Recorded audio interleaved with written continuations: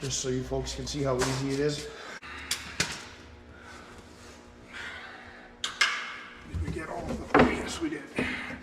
So sometimes you gotta be holding your mouth just right for this part. The trick is to let the part that covers the primary go to the bottom.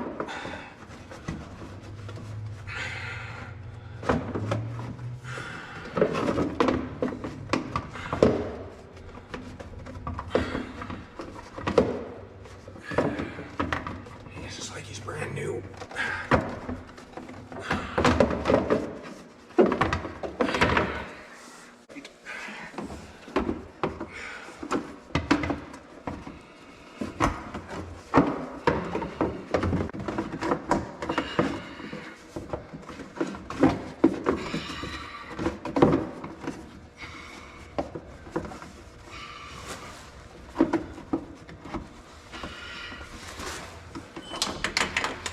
Of course.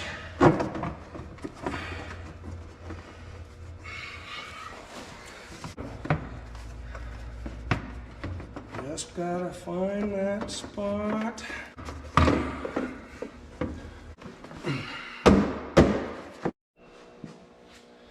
Okay, so your clutch cover's off.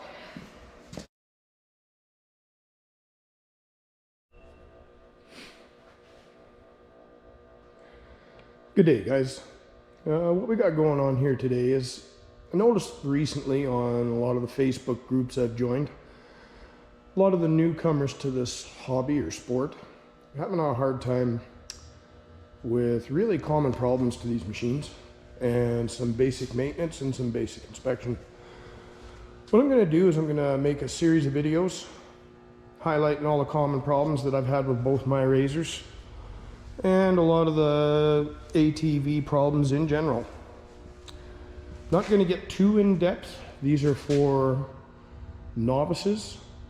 Maybe we can save you guys a trip to the dealership where a machine sits for 3 weeks and still comes out with the same problem, or costly visits to your favorite mechanical shop when it's stuff that you can do at home with basic hand tools. Okay, let's get into it. So what we're going to get into now is basic inspection of ball joints, tie rod ends, and wheel bearings. The ball joints being at the top of your bearing carrier. There's your upper ball joint. Your lower ball joint is kind of hidden down in behind this guard right here. You've got,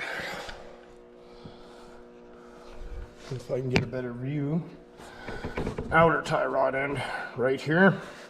And up in the rack there's another connection. We're gonna get in here and check all of those. I'll just get the camera set up.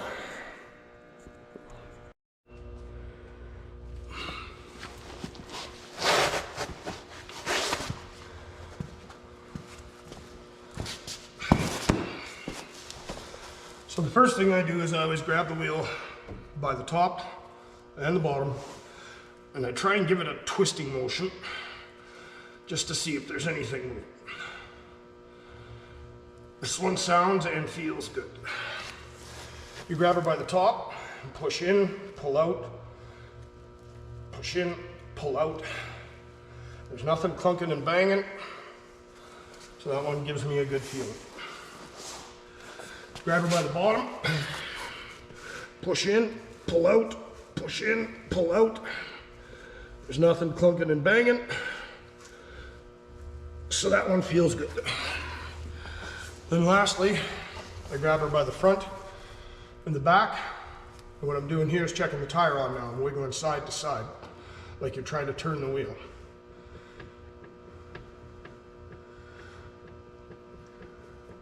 There's a little bit of noise coming out of there, but what it is it's transferring all this effort up to the steering shaft. No clunking and banging, paying attention that this tie rod end and the joint on the bearing carrier are moving the same amount. This side's good.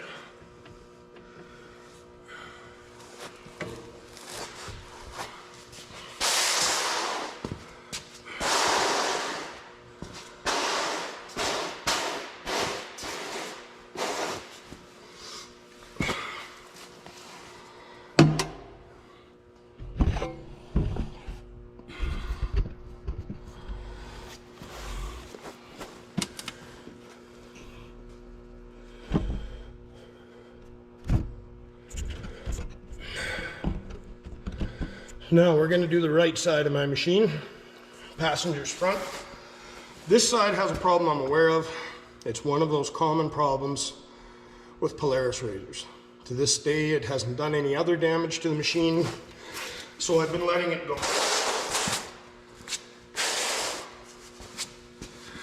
So, grab the top of the wheel, grab the bottom of the wheel, and you can hear that clunk.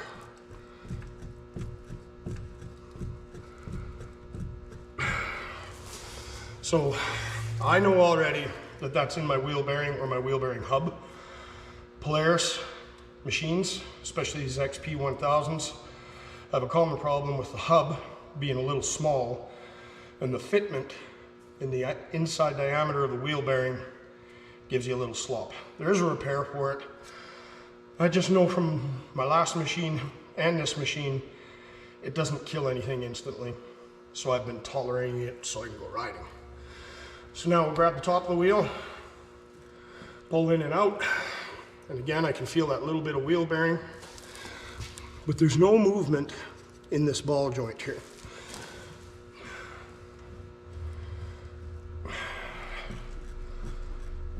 Ball joint's good. This is easier with two people. One person can watch and one person can shake, but today we're alone, so we don't have the wife here to tell us how to do it. Again, I can feel that little bit of that wheel bearing.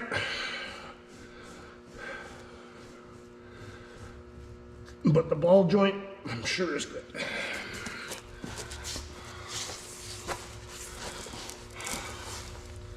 And we grab the front and the back, and we check the tie rod end.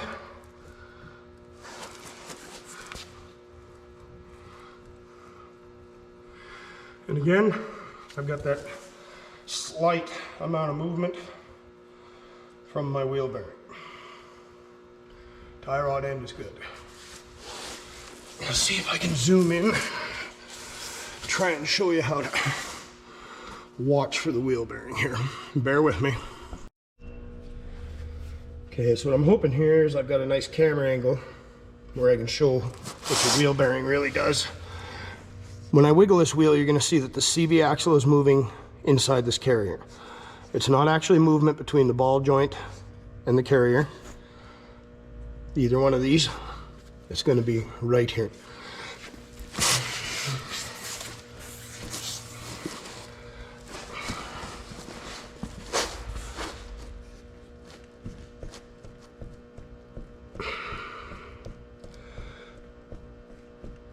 Hoping you can see that. I'll probably get home tonight while I'm editing and find you can't, but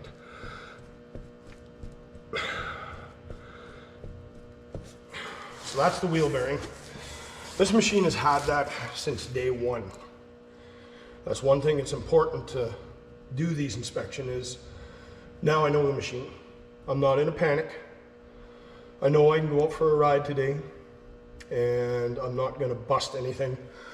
However, it's not perfect, and eventually it will get worse. A guy should do something about it while he can. So that wheel bearing problem could be easily fixed by ordering another hub and replacing it and seeing if it's any tighter. Problem is, on my last razor, I went through about 3 of the hubs that go in here that hold your brake rotor before I got one that actually fixed the problem. So that's why I'm kind of turning the other cheek when it comes to fighting that battle.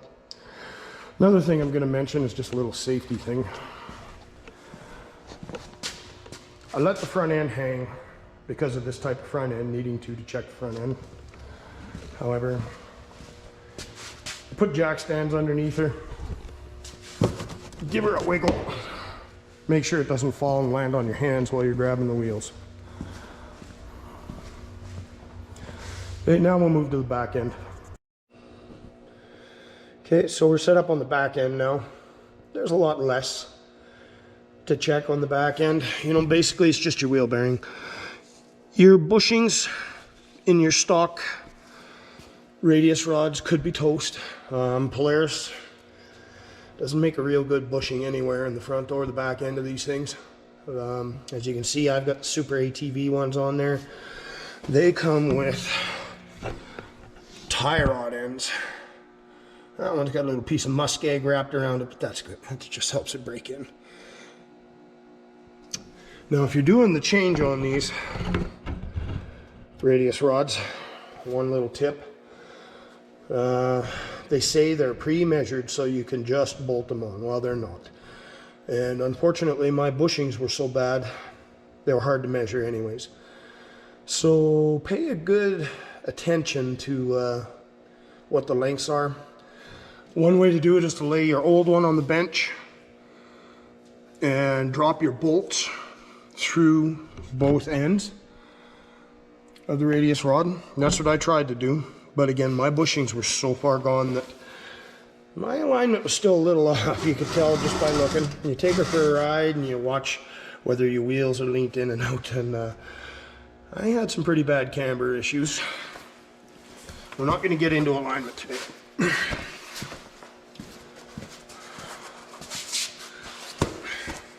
But again, a little bit of slop from the wheel bearing on this one, if I remember right. Not a showstopper, but yeah, I can feel a little bit of clunking going on there. You try and get in here and just eyeball whether it's your tie rod ends or your bushings. On this machine, I know it's the bearing again. And like I say, it drives me nuts, but buying all those new hubs and not having it fix it just made me even nuttier. So I'm gonna grab the front and the back just for snits and giggles. And I've got the same amount of play.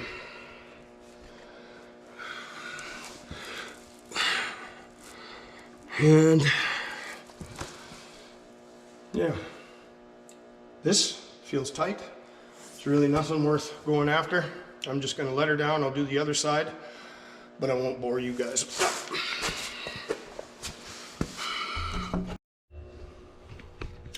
So another one you see people comment and questioning about a lot on Facebook or any of the social media pages is, oh my God, my axle moves around in my diffs. It must be broken. What do I do? Well, unfortunately, this is normal. I don't know how they designed them like that, but that little bearing inside your diff lets that axle shaft move like that. It's amazing to me that the seals in there hold oil, but they do. So that's my left front. I'm gonna get the camera and get the light.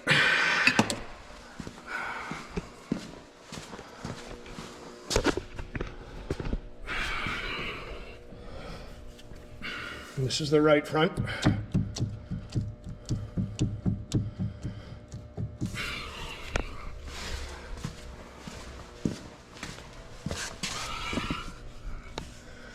This is the right rear.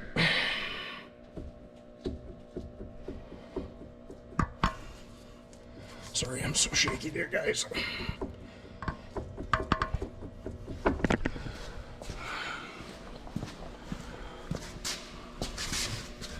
This is the left rear. I hope you can see that in video. But all four of them are doing the same thing. It's the way they're designed. Of course, eventually they will get too much movement in them and it's time to do some sort of work to them. However, from the factory, it'll have that. If you start checking it right off the hop, you keep track of it, you get to know your machine, and you'll know when it's a real problem and when it's not.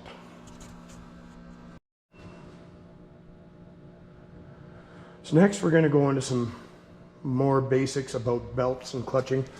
If you're a Polaris owner, you better get used to changing your belt once in a while. They just make so much horsepower that you can't keep belts on them. And they're so much fun to blow. But thankfully on a Polaris RZR XP 1000, they're pretty simple to change.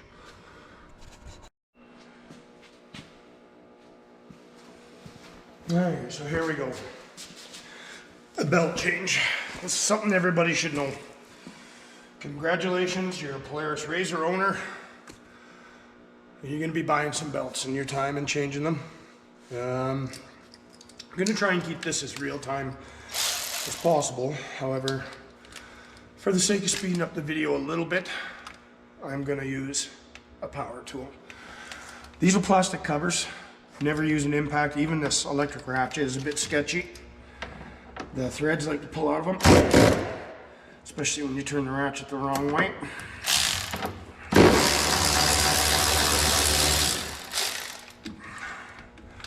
Plastic covers with a self-tapper. It almost looks like a wood screw of some sort. So again, be careful with your plastic covers.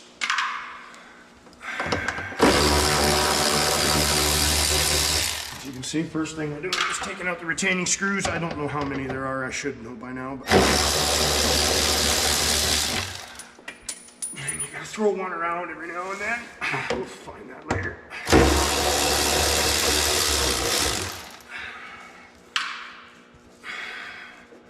Just feel around the bottom.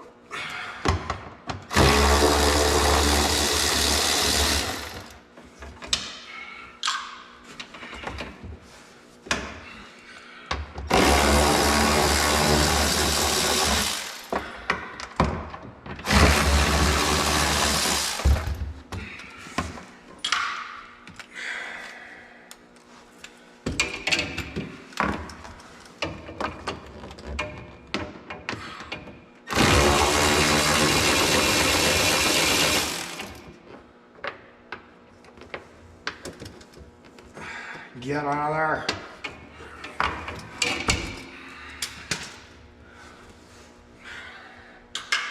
Did we get all of them? Yes, we did. So sometimes you gotta be holding your mouth just right for this part. The trick is to let the part that covers the primary go to the bottom.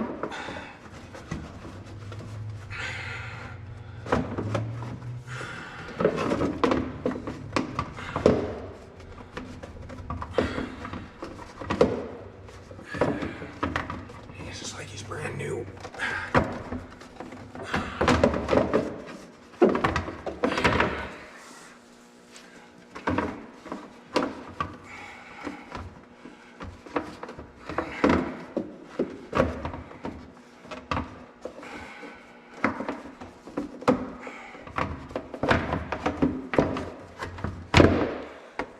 So, yeah, just remember the trick is get the fat part down low.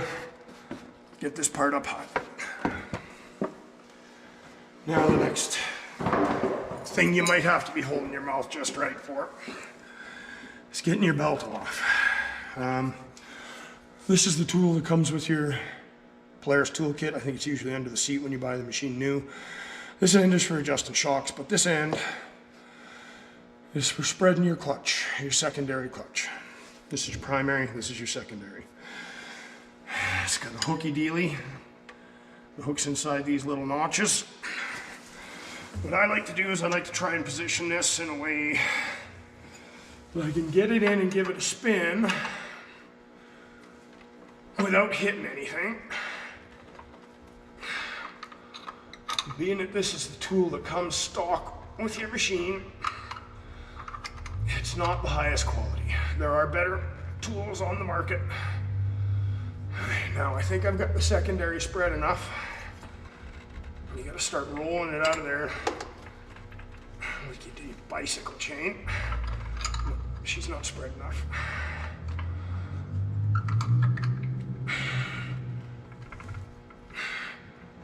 There, that gave it a little more. So now that it's able to sink down inside the secondary, you should be able to grab it and start rolling it out of there. That's where the fun part comes in. It's having that tool sitting in the proper position. Now it's always tight up here at the top.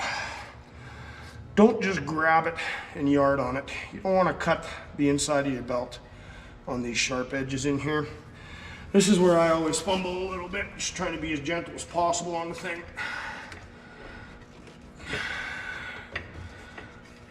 The trick is Keep the bottom of the belt feeding around the primary. Keep turning the secondary. And it'll walk out of there.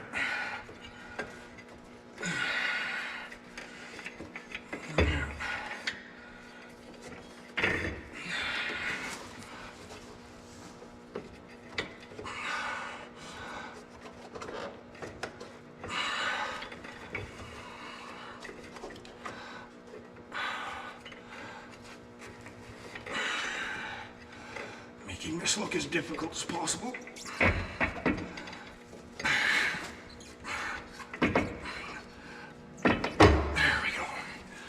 Okay, now you're off your secondary. Should be able to just slide right off your primary. So a little trick, thing to remember. When these belts are installed properly, you're always able to read the brand name or the part number when it's on the machine. Read it left or right. Another thing is, don't turn this primary clutch. In my case, don't turn it clockwise. There's a timing chain tensioner inside there, inside the engine, that when you turn the engine the wrong way, it can't keep tension, and you could actually skip your cam timing and hurt your engine and cause yourself a lot of headaches. On this particular engine, always turn this counterclockwise if you got to turn it. I recommend writing an arrow on here, just to remind yourself every time you get the clutch cover off. Now, one thing to remember is if you've just blown a belt, and this is why you're doing this on the trail, is you've got to clean all the old belt shards out. Reach in behind, make sure you don't have the belt wrapped around here. Your air ducts, this is a high lifter, so the air ducts are kind of hard to get off and on, but it's worth it. To pull your air ducts, make sure there's no chunks of belt stuck up in your air ducts. Sometimes what will happen is your chunk of belt will come backwards.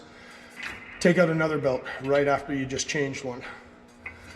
And simplest part of this cleaning process, when you're in the shop, I'm just going to do this because I'm here. Everything's got to be bone dry. You don't want any grease or any type of lubricant on here because your belt just isn't going to work. It's going to ruin your belt. So for cleaning, it's pretty simple. You just blow it off with compressed air.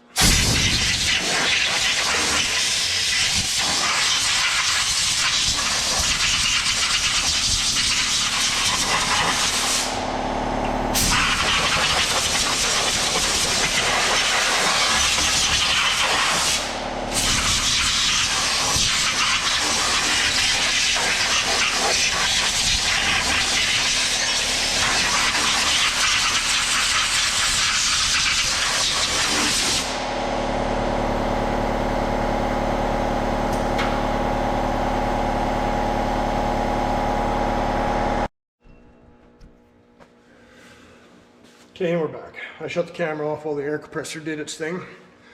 So I blew this all out, got all the dust out of it. Make sure you put on a dust mask. That was a lot worse than I thought it was going to be, actually. We're getting ready to go back together. Make sure this seal stayed in place. Run your hand all the way around it. When you get in there with a blowgun, air gets in behind it, pops it out. It's happened to me once before. You'll end up cutting the bottom part of the O-ring when I tighten my cover up.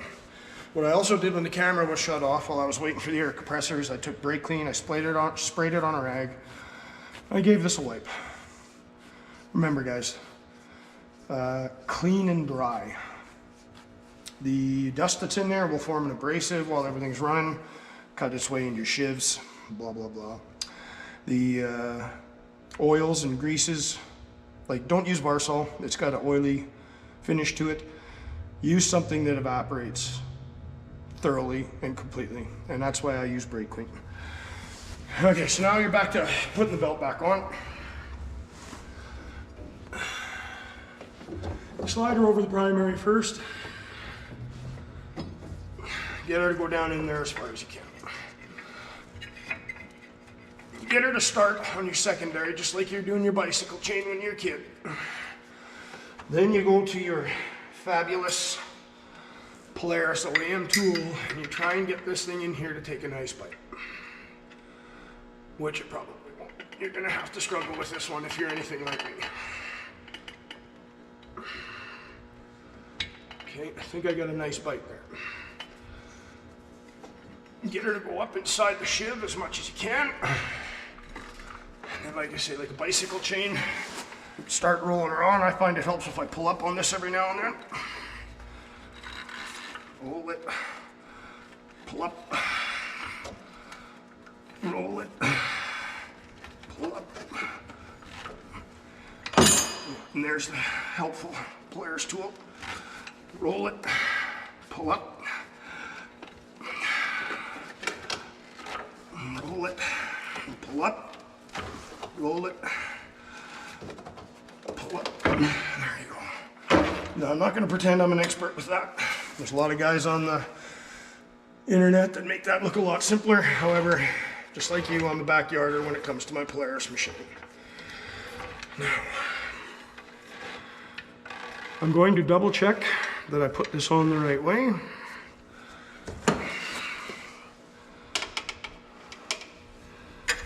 And if I can spell Polaris, the P's at the front and the S's at the back.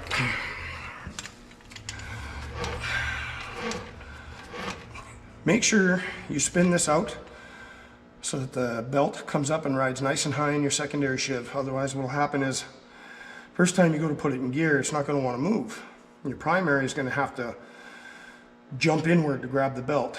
And what's going to happen is you're going to rev the engine and you're going to shoot out of your shop at like 90k an hour by accident. So spin that. And then it's centered. Looks good. Alright, this one can be the fun part now. Getting your clutch cover back in. Again, while the air compressor... Hey, the air compressor kicked in again. So now we're trying to get this cover in. We're going to reverse the action of the way it came out. And for some reason it seems like they always come out nice. Going back in is always more of a challenge. Just gotta find that spot. Find the spot.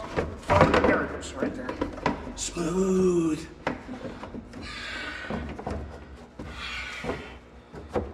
Okay. She's in. Feels like I didn't knock the seal out of the bottom. Nice, we'll start putting some screws in. And again, I can't stress this one enough. These are plastic covers, so be gentle. I would recommend doing them by hand. And what I'm gonna do is I'm gonna use my electric ratchet against my own recommendation, but I'm just gonna use it to run them in, and I'm gonna tighten them all by hand.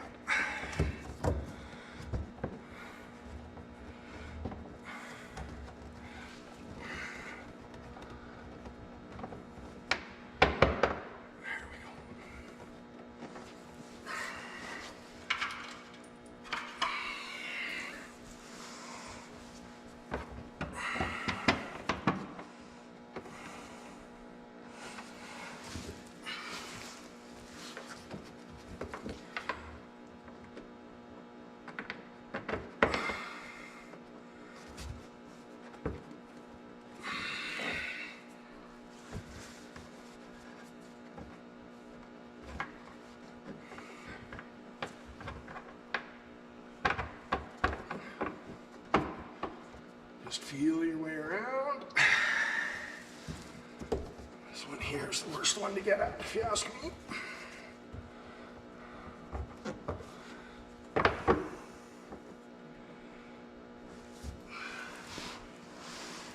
And wouldn't be me if I wasn't throwing a screw around.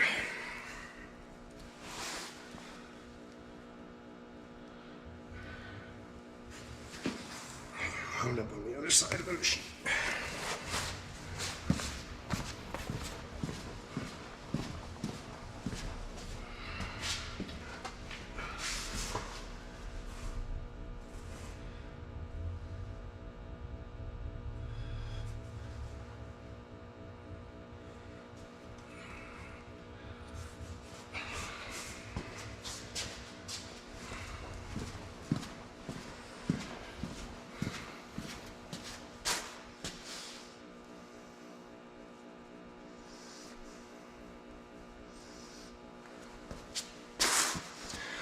Okay, I'm back. I found that screw I dropped. I dropped it back here and it freaking near made its way out to the office somehow.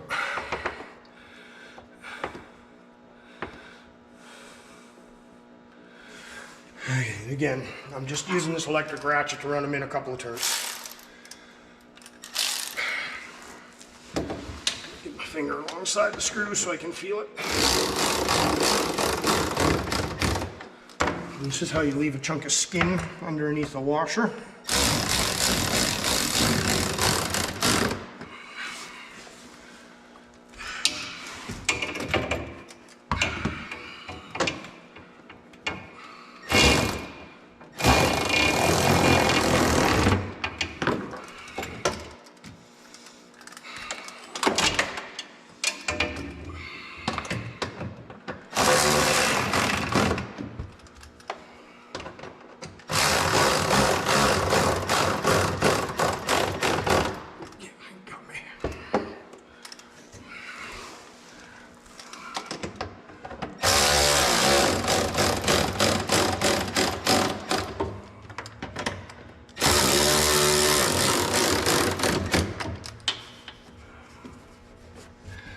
Feeling around to make sure the plastic housings are lined up.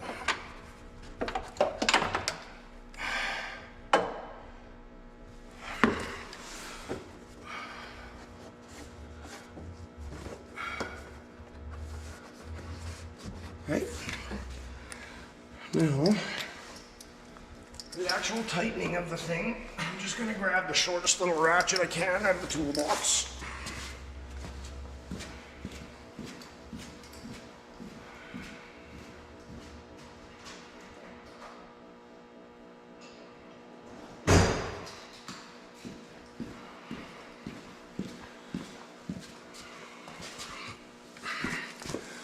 And I'll just go around these a couple of times.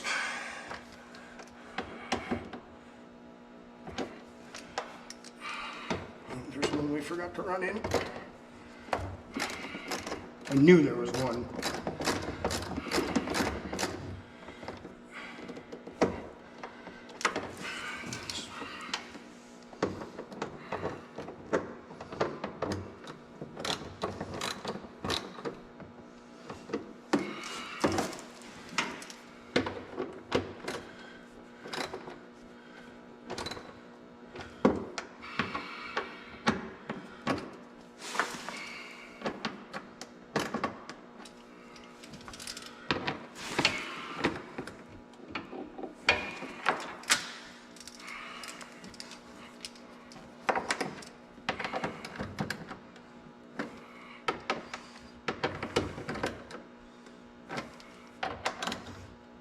Just very gentle.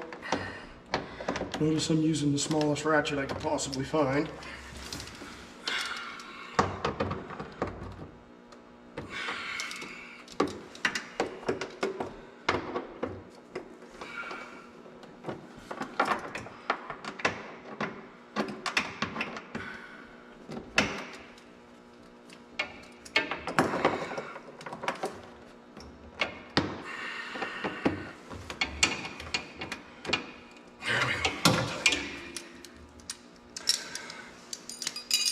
Now, as you see, there can be a little bit of fumbling, especially if you're clumsy like me. When you get your new machine home, practice that. Do that in your driveway first, and then you don't have to learn how to do it when you're out with your buddies and they're waiting for you on the trail, and you don't have the tools you need. That is one thing I do, is I practice this stuff, buy the tools, put them in a little toolbox, and put them in the back of the machine.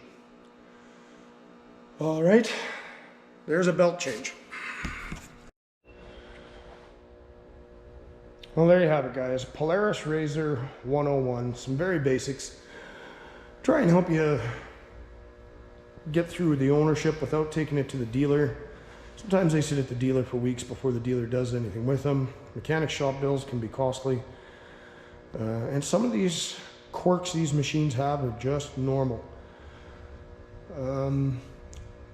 Please leave something in the comments there. Tell me what you'd like to see next. I wasn't going to cover oil changes because there's a million videos out there on how to do oil changes.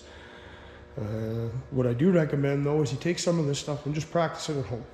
Practice pulling your wheels, practice doing your belt, come up with a list of tools that you think you should have in the machine. It'll make your trail riding a lot more fun when you do have a breakdown. Quicker, back up and ready to go. Again, this was just meant to be a very basic video for the newer RZR owners. And if any of you more experienced guys have something you want to add, throw it in the comments below and we'll touch on it in the next video. More videos like this coming. Have a good one.